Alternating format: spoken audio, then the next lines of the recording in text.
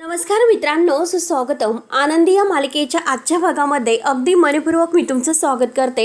आजच्या भागामध्ये आता पृथ्वी सगळ्यांच्या समोर म्हणतो की आनंदी या घरात राहू शकते, पण एक नोकर बनून. कारण आता तसेही आपल्या या निंबाळकरांच्या घरामध्ये इतके नोकर चाकर आहे आणि मग आता अजून 2 नोकर आडले तर काय होईल, आणि आनंदीला या घरामध्ये नोकर म्हणून ठेवलं तर बरं होईल, असं मात्र आता हा पृथ्वी सगळ्यांच्या समोर म्हणतो. तेव्हा आता युगंधरला फार राग येतो. युगंधर रागाने आता पृथ्वीच्या कानामागे ठेवून देतो. तेव्हा आता सगळ्यांना एक प्रकारचा खूप मोठा धक्का बसतो. कारण युगंधरला आता आनंदीला या घरात मोलकरीण म्हणून ठेवायचं म्हटल्यानंतर खूपच राग येतो. तेव्हा मात्र आता युगंधर त्याला म्हणतो की तुझी उंची किती आणि तू बोलतो किती, तुझी हिंमतच कशी झाली असं बोलण्याची, तिला मोलकरीण म्हणण्याची हिंमतच कशी झाली. त्यावरती आता पृथ्वीला इतका राग येतो आणि रागाने तो खूप जोरात ओरडतो. मग मी तिला काय म्हणू, नक्की तिचं या घरामध्ये काय स्थान आहे? तुमची बायको आहे की आमची आई आहे? एक वेळेस ती तुमची बायको असेल, परंतु माझ्या आईची जागा ती कधीही घेऊ शकत नाही. तुम्ही तिला आमच्या आईच्या जागेवर आणून बसवलेलं आहे. त्यामुळे मात्र आता हे सिद्ध होत आहे की तुमचं तिच्यावर किती प्रेम आहे ते. तेव्हा मात्र रागाने पृथ्वी ते डिहो स्वेपर फाडून टाकतो. ते पण आता युगंधर काही रागाने बघत आणि म्हणतो की शेवटी सत्य समोर आलेलं आहेच. तर युगंधरला फारच राग येतो. युगंधर रागाने मात्र आता आतमध्ये निघून जात असतो. तर पृथ्वी आणखीनच जोराने ओरडतो की युगंधर निंबाळकर, मी तुमच्याशी बोलत आहे. तेव्हा आता शिल्पा आणि आता ही शलाका विद्याधर यांना आनंद होत असतो. कारण एका बाप लेकामध्ये आनंदीवरून तुफान भांडण आता सुरू झालेलं आहे. तेव्हा या सगळ्याचा आनंद त्यांना होतोय, परंतु बाकी सगळ्यांना मात्र आता एक खूप मोठा धक्का बसतोय. त्यावरती आनंदी आता पृथ्वीला सांगायला जाते की अरे पृथ्वी, तू प्लीज समजून घे. अरे माझ्यावर विश्वास ठेव की आमच्यामध्ये असं कोणतंही नातं नाही, अरे आमच्यामध्ये कोणतंही प्रेम नाही, कोणतंही काहीच नाही. फक्त माणुसकीचं एक चांगलं नातं आहे. तू समजून घेण्याचा प्रयत्न कर. तेव्हा मात्र आता पृथ्वीला आनंदीचा फारच राग येतो. तो आनंदीला म्हणतो की हे फक्त तोंड बंद ठेव. मी तुला अगोदर सुद्धा सांगितलेलं आहे आणि या अगोदर सुद्धा सांगितलेलं आहे की आमच्यामध्ये बोलण्याची हिंमत करायला यायचं नाही. मी तुला सांगून ठेवतो. म्हणून आता पृथ्वी हा आनंदीला खूपच रिॲक्ट होत आहे. तिच्यावर खूप राग असा काढत आहे. तेव्हा आनंदी बिचारीला वाईट वाटतं, डोळ्यामध्ये पाणी येतं. कारण इतकी सफाई आता देऊन सुद्धा पृथ्वी विश्वास ठेवायलाच तयार नाही आणि आपल्या वडिलांना सुद्धा खूप काही बोलतोय. तेव्हा आता रागाने पृथ्वी सुद्धा आतमध्ये निघून जातो. आता विद्याधर शलाका खूप हसत असतात, त्यांना हसू येत असतं. तेवढ्यात मात्र आता आरती तेथेच उभी असते. तिला सुद्धा खूप वाईट वाटतं.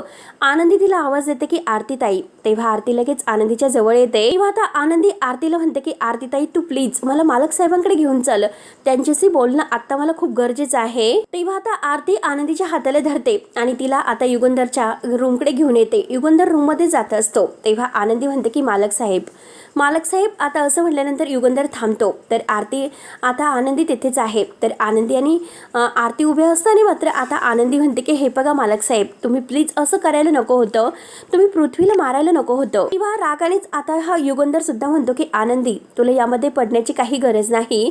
तर आनंदी म्हणते की अहो मालक साहेब, तुम्हाला कळतं का, तो तुमचा मुलगा आहे. असं सगळ्यांच्या समोर मात्र आता तुम्ही त्याला असं मारायला नको होतं. तो तुमचा मुलगा आहे याचा विचार तुम्ही करायला हवा. कारण तुम्ही जे काही आता सगळ्यांच्या समोर त्याला मारलं ते त्याच्या जिव्हारी लागलेलं आहे. असं सगळ्यांच्या समोर त्याच्या अंगावरती हात उचलायला नको होतं. तेव्हा युगंधर म्हणतो की तो जे काही बोलतो, जे काही वागतो ते खूप चुकीचं आहे. त्या पद्धतीने तो मला सगळ्यांच्या समोर बोलला ना, तर ते माझ्या मनाला लागलेलं आहे. आनंदी, तुला ते दिसलं नाही, मी फक्त त्याच्यावर हात उचलला, ते तुला दिसले फक्त. तेव्हा आनंदी जीव तोडून म्हणते की अहो मालक साहेब, तो लहान आहे, तेव्हा त्यामुळे तुम्हीच त्याला समजून घेतलं पाहिजे. प्लीज मालक साहेब, तुम्ही माझं ऐका, मी तुम्हाला अगदी योग्य सांगत आहे. तुम्ही एकदा मात्र त्याच्याशी व्यवस्थित बोला, त्याची माफी मागा आणि प्रेमाने त्याला समजून घेण्याचा प्रयत्न करा, तो नक्की ऐकेल. तेव्हा युगंधरला इतका राग येतो. युगंधर जोरात आता बास म्हणून ओरडतो आणि त्याच्या हातातील मोबाईल खाली पडतो आणि आनंदीला म्हणतो की आनंदी, मी तुला शेवटचं सांगतोय, तुला या सगळ्यामध्ये पडण्याची काही गरज नाही. तू माझ्या आणि माझ्या मुलांच्या मध्ये येण्याचा प्रयत्न करू नकोस. या सगळ्यापासून तू लांबच राहा. तेव्हा आता युगंधर फारच आनंदीवर चिडलेला असतो. आरतीला सुद्धा धक्का बसतो. तेव्हा आता युगंधर रागानेच आपल्या म्हणजे मोबाईल न उचलता तो आपल्या रूममध्ये निघून जातो आणि दरवाजा बंद करतो. तेव्हा आनंदी जोरात ओरडते की मालक साहेब, परंतु आता युगंधर काही ऐकायला तयारच नसतो. आरती म्हणते की आनंदी चल, चल प्लीज समजून घे. तेव्हा मात्र आता युगंधर आपल्या रूममध्ये विचार करत उभा आहे. त्याला मात्र आता इतकं वाईट वाटत असतं. तो मात्र आता या सगळ्याचा विचार करत असतो आणि त्याला म्हणजे मुलं जे काही बोललेलं आहे तर ते त्याच्या जिव्हारी लागलेलं असतं. आणि तेवढ्यात मात्र आता शिल्पा ही आत येते, दरवाजा उघडते. दरवाजाचा आवाज आल्यानंतर तो लगेच आता खूप रागानेच ओरडतो की कळत नाही का, मला एकट्याला सोडा म्हणून मी म्हटलो ना, एकदा सांगितलेलं का कळत नाही. आणि तेवढ्यात शिल्पा पुढे येते. शिल्पाला बघून आता तो थोडासा शांत होतो आणि म्हणतो की ताई तू. तर शिल्पा म्हणते की हो युगंधर मीच आहे. अरे मी कुठे तुला डिस्टर्ब करण्यासाठी आले, मी तर तुझ्याशी थोडंसं महत्त्वाचं बोलायला आले होते. अरे युगंधर तुला आठवतं का, उद्या तुझ्या आणि आनंदीच्या लग्नाला 2 महिने पूर्ण होणार आहे आणि या आनंदाच्या निमित्ताने मी घरामध्ये एक पार्टी करण्याचं ठरवलेलं आहे. तेव्हा युगंधर आता शिल्पाकडे बघतोय. म्हणजे अख्खं घर आहे तर ते रोषणाईने सजवायचं, छान असं डेकोरेट करायचं आणि हे फक्त त्या डिझायनरचे सुद्धा मी बोलून घेतलेला आहे. यावेळेस मात्र मी त्याला काहीतरी वेगळं असं लुक करण्यासाठी सांगितलेलं आहे. शहरातल्या सगळ्या मोठ्या लोकांना आपल्याला बोलवायचं आहे आणि ते जे अगदी ते मंत्री आहे तर त्यांना आवर्जून आपल्याला बोलायचं आहे, कारण त्यांना तुम्हाला दोघांना स्टेजवर बघून मात्र खूप आनंद झाला होता, म्हणून त्यांना आपल्याला अगदी आग्रहाने इथे बोलवायचं आहे. तेव्हा मात्र आता युगंधरला समजतं की शिल्पा कोणत्या अगदी म्हणजे भाषेत बोलत आहे. युगंधरला फारच राग येतो. युगंधर लगेच आता ह्या ताईवर सुद्धा चिडतो, म्हणजे शिल्पावर. रागानेच म्हणतो की ताई तू मला टोमणे मारतीस ना, टोमणे मारतेत ना.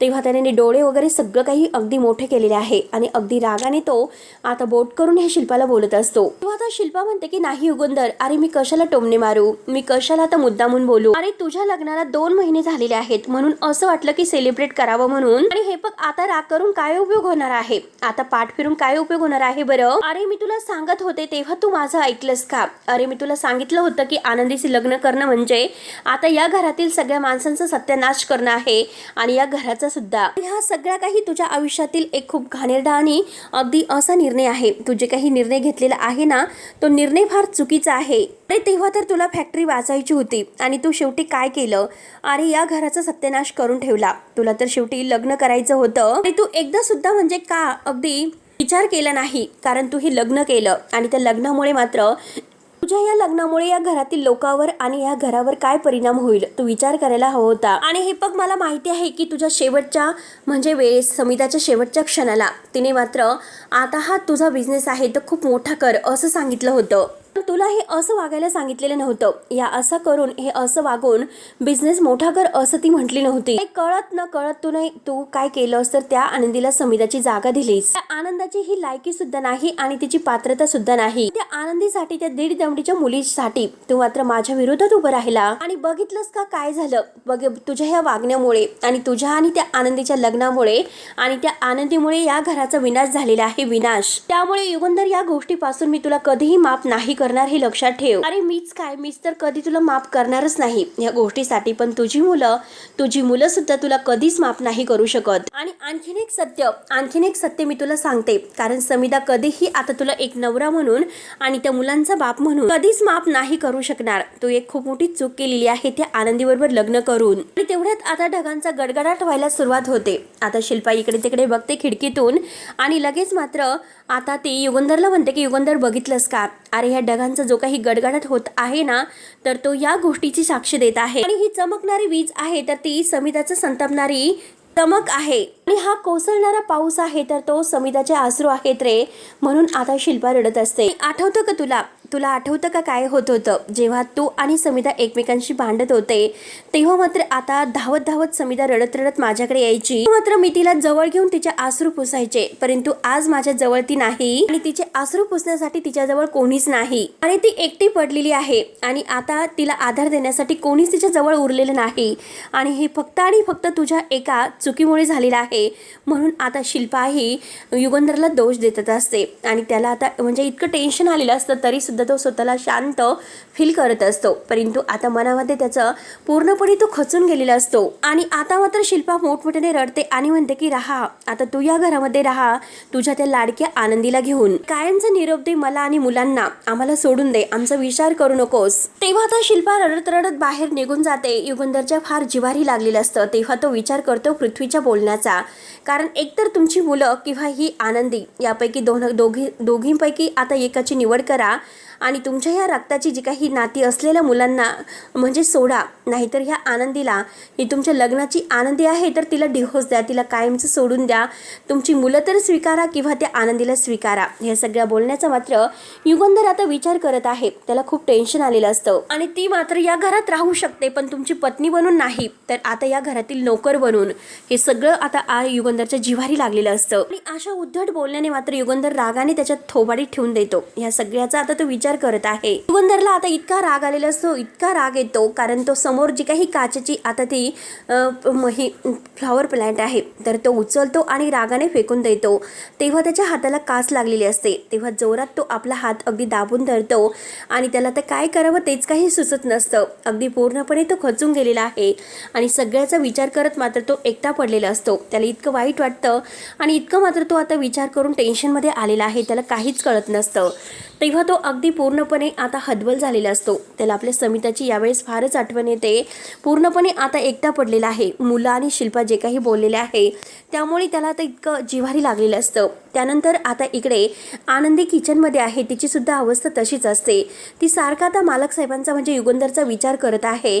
आरती तिच्यासाठी पाणी वगैरे प्यायला देते. आरती म्हणते की आनंदी पाणी पी, अगं शांत हो जरा. आपल्या हाताने ती आनंदीला पाणी पाजते आणि सावकाश जरा शांत हो असं समजावते. पण आनंदीचा जीव थरथर कापत असतो. तिचं कशातही मन लागत नसतं. ती पाणी सुद्धा पित नसते आणि म्हणते की अगं आनंदी ताई, अगं या घरामध्ये अगोदर वाद झाले असं नाही अगं, पण आज मालक साहेब इतके चिडले होते. मी त्यांना असं इतकं रागवलेलं कधी बघितलेलं नव्हतं. किंवा आता आरती म्हणते की आनंदी अगं तुम्हाला हे सर्व काहीच सांगू नकोस आणि आरती तिला समजावते. आरती म्हणते की हे बघ आनंदी, या घरात मी तुला अजिबात आता राहून देणार नाही. तू या घरात सुरक्षित नाही, त्यामुळे तू लवकरात लवकर माझ्यासोबत आपल्या घरी जाऊयात. चल लवकरात लवकर. या घरात कोणालाही तुझी काळजी नाही. सगळेजण तुझ्या वाईटावर टपलेले आहेत. त्यामुळे आनंदी ताई प्लीज तू मला म्हणजे नाही म्हणू नकोस, तू आपल्या घरी चल.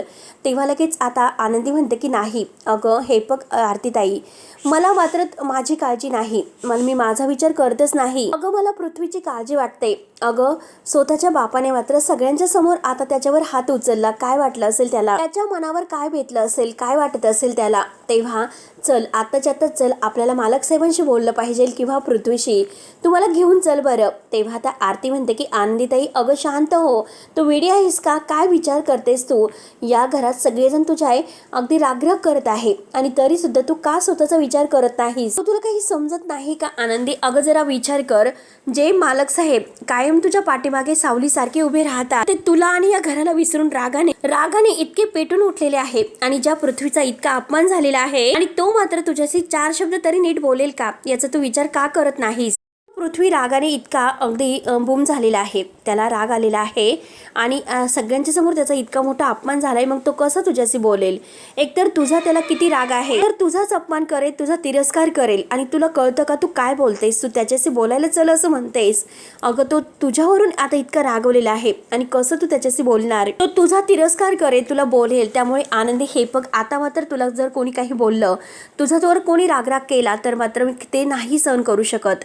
मला सहनच होणार नाही. आरती नाही म्हणत असते, परंतु आनंदी म्हणते की नाही, मी माझा स्वतःचा विचार कधीच केलेला नाही. त्याला जे काही बोलायचं आहे ते बोलून दे, परंतु काही झालं तरी मला त्याला समजायचं आहे. त्याला जो काही माझा तिरस्कार करायचा आहे तो करून दे. पण जो काही त्याच्या सगळ्यांच्या समोर अपमान झालेला आहे त्यामुळे मात्र त्याचं मन कोलमडून गेलेलं आहे. पूर्णपणे तो आता गाढ झालेला आहे. हे बघ आरतीताई, अशा वेळेस मात्र त्याने स्वतःचं जर काही बरं वाईट करून घेतलं तर, स्वतःला जर काही इजा केली तर कसं होईल. म्हणून आनंदीला खूप टेन्शन आलेलं असतं की पृथ्वीने जर स्वतःचं बरं वाईट केलं तर काय होईल.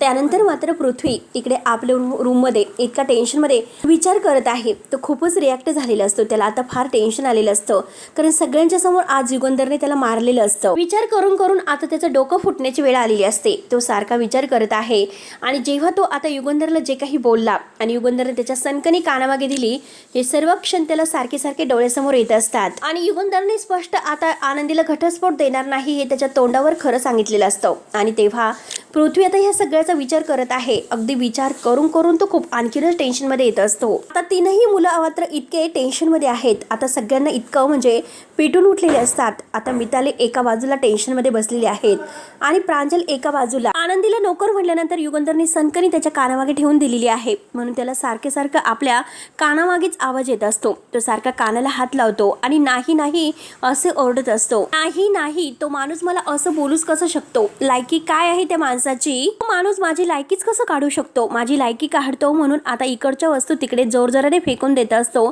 आणि आपला राग तो व्यक्त करत असतो. पृथ्वी आता वेडापिसा झालेला असतो. सगळं संपून टाकणार आहे, मी सगळं संपून टाकणार आहे म्हणून मात्र आता तो इकडच्या जे काही बेडवर बेडशीट वगैरे आहे ते सगळे फेकून देत असतो. तेव्हा आता आरती आणि ती मिताली आणि प्रांजल दोघंही म्हणतात की दादा काय झालं, तू शांत हो ना, अरे इतकं रिॲक्ट होऊ नकोस. त्याला समजवण्याचा ते खूप प्रयत्न करत आहे, पण तो दोघांना सुद्धा जवळ येऊन देत नाही आणि म्हणतो की दोघंही माझ्यापासून लांब राहा. मिताली विचारते की दादा अरे काय झालं तुला, का तू इतका रिॲक्ट होतो?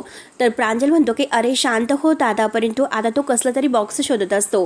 बॉक्स कुठे आहे बॉक्स? आता पृथ्वी रागाने ऐकायला तयारच नसतो. तो कपाटामधून बॉक्स घेत असतो. तर मिताली आणि प्रांजल त्याला आता हात धरण्याचा आणि त्याला पकडण्याचा प्रयत्न करत आहे की दादा प्लीज तू असं काही करू नकोस.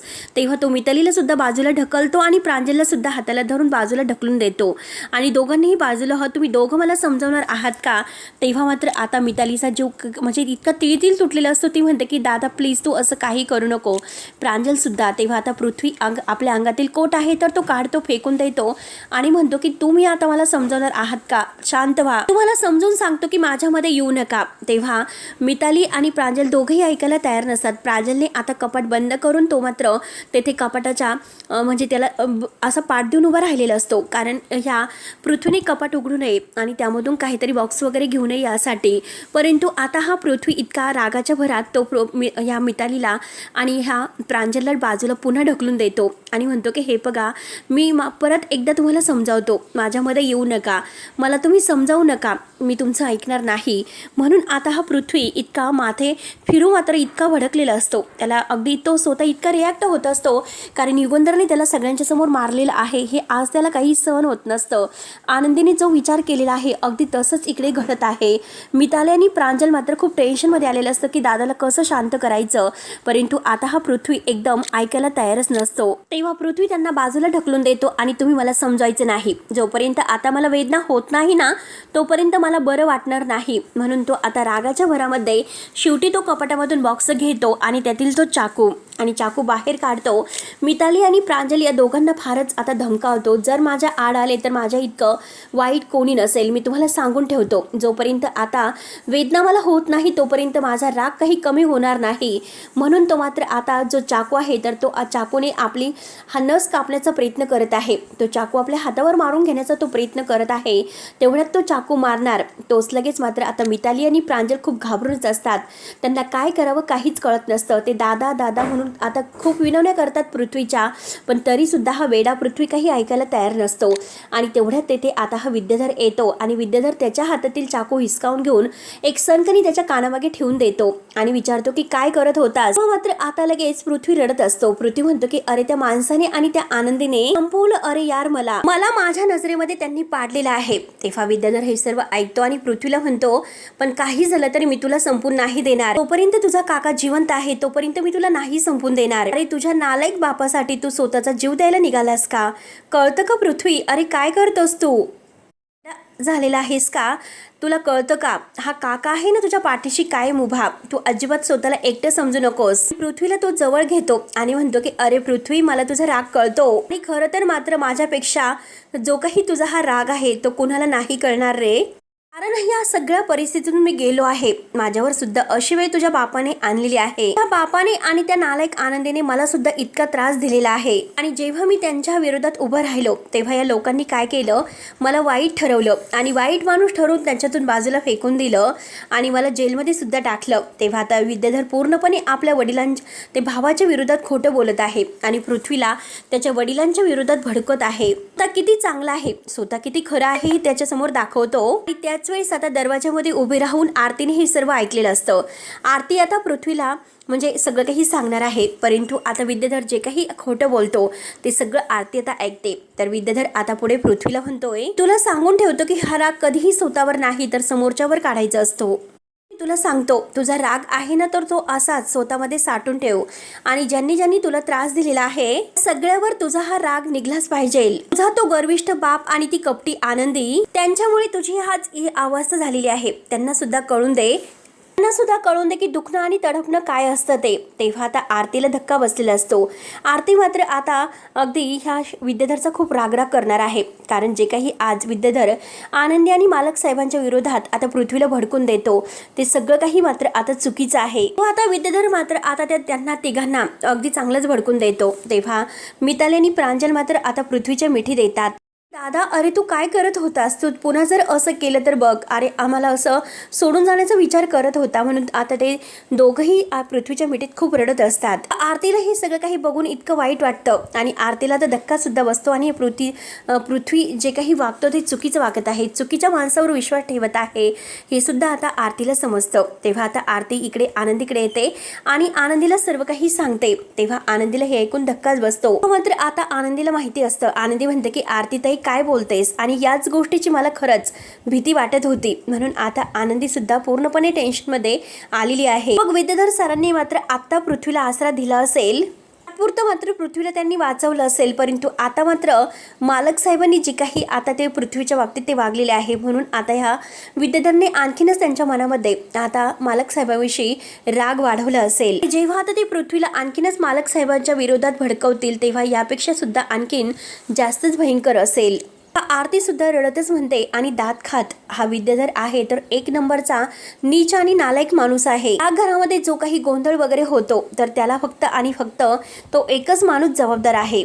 तेव्हा मात्र आता लगेच आनंदी म्हणते की नाही आरतीताई, ह्या सगळ्याला मीच जबाबदार आहे. तेव्हा आता आरती म्हणते की आनंदी, अगं तू कशाला यामध्ये सगळ्यांची चूक तुझ्यावर ओढून घेते. हे बघ, तू या सगळ्यामध्ये एकटी पडलेली आहेस ग, अगं तुझी काहीही चूक नाही. तेव्हा लगेच आता आनंदी म्हणते की अगं तू कितीही काही म्हण, पण ह्या सगळ्याला मीच जबाबदार आहे आरतीताई. पण आनंदी स्वतःला दोष देत असते. त्यानंतर आता इकडे हा विद्याधर आणि शलाका दोघंही डायनिंग टेबलवर जेवायला बसतात. दारूची बॉटल ही समोरच ठेवलेली असते आणि तो छायेला म्हणतो की वाढ, म्हणतो ना मी तुला, वाढ लवकरात लवकर. तो खूपच खुश असतो आणि तेवढ्यात धनश्री सुद्धा तेथेच असते. तेव्हा मात्र धनश्री त्यांच्याकडे बघतच असते. शलाकाला आता मात्र हा विद्याधर म्हणतो की चल बघ, मस्त रस्सा आहे, पोटभर खायचं, लाजायचं नाही. आणि मस्त आता मटणावर ताव मारत असतात. आणि धनीला म्हणतो की धने, अगं का उभी आहेस, बस ना तिथे, अगं घे ना जेवायला. तेव्हा आता धनी म्हणते की नाही हो, अहो तुमचं होऊन द्या, मी नंतर बसते. आता शलाका म्हणते की अगं बस ग, नको टेन्शन घेऊ. विद्याधर म्हणतो की अगं बस, मस्त एन्जॉय करायचा. आणि दोघं मात्र ताव मारू मारू खात असतात. तेवढ्यात मात्र माई आणि बापू बाहेर येतात आणि आनंदी सुद्धा किचन मधून दरवाजात येते. शलाका म्हणते की माई आणि बापू, अहो या या या या बसा ना आमच्या सोबत जेवणासाठी. माई आणि बापू जेव्हा त्यांच्या समोर जेवण आहे आणि ती दारूची बॉटल वगैरे आहे तर ते बघून मात्र आता त्यांना खूपच राग येतो. रागाने हे सर्व ते पाहत असतात. तेवढ्यात आता शलाका उठून उभी राहते आणि म्हणते की अहो असं कसं बघता तुम्ही विसरला असेल, मी शलाका, हात वगैरे जोडून, आणि तुमची पोटची पोरगी तुम्ही विसरला असताना मला, म्हणून मी नव्याने आठवण करून देते आणि बसा की खायला. म्हणून आता माई आणि बापूंना ही सर्व ती बोलत आहे. ते दोघंही रागाने शलाकाकडे बघतात. तेव्हा विद्याधर मात्र आता म्हणतो की ओ माई बापू, हो बसा की, खास मात्र चुलीवरचं मटण मागवलेलं आहे, बसा. पण ते कसं आहे की आता आपल्या घरातील तो गर्विष्ठ बाप आणि त्याची ती पोहरं घरामध्ये दारं लावून बसलेली आहेत, त्यांच्यासाठी आपण उपाशी राहायचं का? बरं झालं तुम्ही आलात, आम्हाला सुद्धा कंपनी होईलच, बसा ना. माई आणि बापू रागाने बघत आहे आणि आनंदी सुद्धा हे सर्व ऐकते तर तिला सुद्धा खूपच राग येतो. रागाने ती हे सर्व बघत असते, म्हणजे बघता तर येत नाही पण ऐकत असते समोर जे काही घडत आहे ते. तर माई आणि बापूंना म्हणतात की तुम्ही तर अजिबात टेन्शन घ्यायचं नाही, तुम्हाला कोणी काहीच बोलणार नाही. आता बापू रागाने म्हणतात की विद्याधर, अरे तुझं काय चाललं, घरामध्ये प्रसंग काय आणि तू हे काय करतोस, पण इतका निर्लज्जपणा. तिकडे बाप लेकाचा इतका मोठा भडका उडालेला आहे, घर उद्ध्वस्त होण्याच्या मार्गावर आहे, तू मात्र इथे जेवणावर येऊन ताव मारतो, ते पण दारूवर आणि मटणावर. सगळं तू सेलिब्रेट करतोस, लाज कशी वाटत नाही तुला? अरे तुझा सक्का भाऊ आहे तो, लाज वाटली पाहिजे तुला ह्या सगळ्याची लाज. तेव्हा विद्याधर म्हणतो की बापू अहो सेलिब्रेट कुठे करतो मी, तर घरामध्ये इतका मोठा ड्रामा झाला, असं वाटलं की मूड फ्रेश करूयात, बाकी कुठे काय. तेव्हा मात्र आता माईंना सुद्धा खूप राग येत असतो. तेव्हा हा विद्याधर काही आता मागे पुढे म्हणजे बोलायचं बघतच नसतो. हे बघा मी सगळ्यांना रिलॅक्स करण्याचा प्रयत्न करतोय, त्यामुळे तुम्ही सुद्धा बसा आणि छाया यांना सुद्धा वाढ. तेव्हा आता शिलाका तर हसत असते आणि धनश्री सुद्धा. आणि तेवढ्यात मात्र माईंचं लक्ष त्या दारूच्या बॉटलकडे जातं. तेव्हा माई रागाने म्हणतात की विद्याधर अरे डायनिंग टेबलवर तू दारूची बॉटल घेऊन बसलेला आहेस का. हे ऐकल्यानंतर आता आनंदी ऐकते आणि म्हणते की दारू. तेवढ्यात माई असं म्हटल्यानंतर शलाका आणि आता हा विद्याधर त्यांच्याकडे बघत असतो, धनश्री सुद्धा. तेव्हा आनंदीला समजतं की हे दारू घेऊन बसलेले आहेत. तर मित्रांनो शेवटी हा भाग येथे संपतो. पुढील भागामध्ये आता विद्याधर धनश्रीला म्हणतो की किचनमध्ये जा आणि दारूसाठी 2 काचेचे ग्लास घेऊन ये. पण धनश्री मात्र आता ग्लास आणायला जाते तर लगेच आनंदी आडवी उभी राहते आणि म्हणते की तुम्ही ग्लास आणायला जाऊ शकणार नाही. तर धनश्री म्हणते की बाजूला हो. आनंदी म्हणते की नाही, या घरात आणि या घरात किचनमध्ये दारूचा एकही थेंब पिऊन दिला जाणार नाही. तेव्हा धनश्री रागाने मात्र आनंदीकडे बघत असते. तेव्हा लगेच विद्याधर उठतो दारूची बॉटल हातामध्ये घेऊन आणि विचारतो की तू रोखणार आहेस का मला. तर आनंदी म्हणते की हो. लगेच तो दारूची बॉटल घेतो, आनंदीच्या केसापासून आता तिच्या अंगावर ओतून देतो. तेव्हा आता सगळेजण पाहत असतात. तर मित्रांनो आता पुढे नक्की काय होईल हे बघायला विसरू नका. तोपर्यंत धन्यवाद.